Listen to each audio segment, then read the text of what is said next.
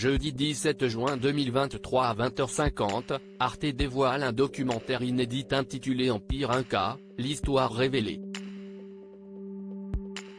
Des archéologues partent à la découverte des derniers secrets de cette civilisation disparue qui, contrairement à ce que l'on a toujours su, aurait pu avoir inventé une méthode d'écriture. L'histoire est souvent écrite par les vainqueurs. Entre le XVe et le XVIe siècle, l'Empire Inca s'étend de l'Équateur jusqu'au Chili. Plus de 10 millions d'habitants de la côte ouest de l'Amérique du Sud sont alors soumis à sa suprématie. Pourtant, peu de traces de cette époque sont parvenues jusqu'à nous. Seuls les écrits des conquistadors traduisent l'horreur des conquêtes sanglantes. Et s'il y avait un autre versant à cette histoire, racontée par les Incas eux-mêmes?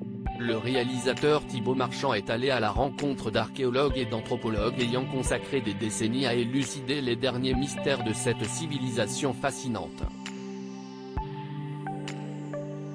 Jeudi 17 juin 2023 à 20h50, Arte dévoile un documentaire inédit intitulé Empire Inca, l'histoire révélée. Arte part à la découverte des méthodes d'écriture très particulières des Incas. On ne connaît pas d'alphabet Inca. Les rares manuscrits qui racontent la vie sous Pachacútec, le premier empereur, et ses successeurs, ont été rédigés par les Espagnols. Mais aujourd'hui, des découvertes permettent de réécrire le récit passionnant de cet empire disparu. Sabina Yolande sillonne la cordillère des Andes à la recherche de qui plus jalousement gardé.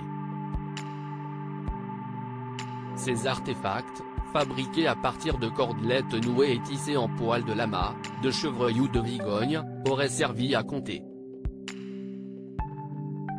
En 2017, l'anthropologue a appris l'existence d'autres types de quipus, servant cette fois à communiquer. Elle est parvenue à déchiffrer, à la manière de Champollion en son temps, une partie de ce langage ancien.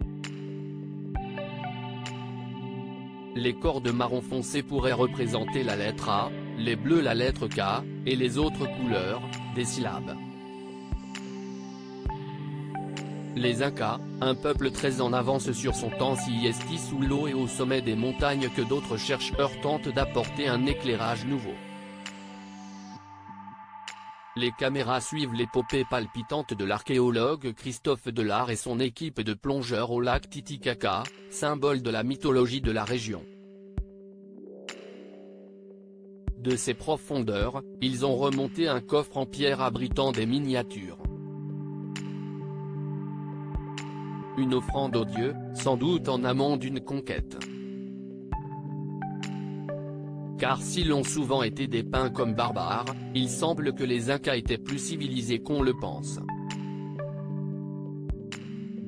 Dans l'enceinte du célèbre Machu Picchu, lieu de villégiature de l'empereur, des excavations ont mis au jour des squelettes de résidents arrivés de tout le continent.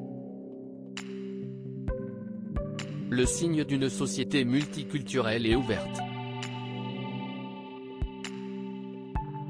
Passionnant.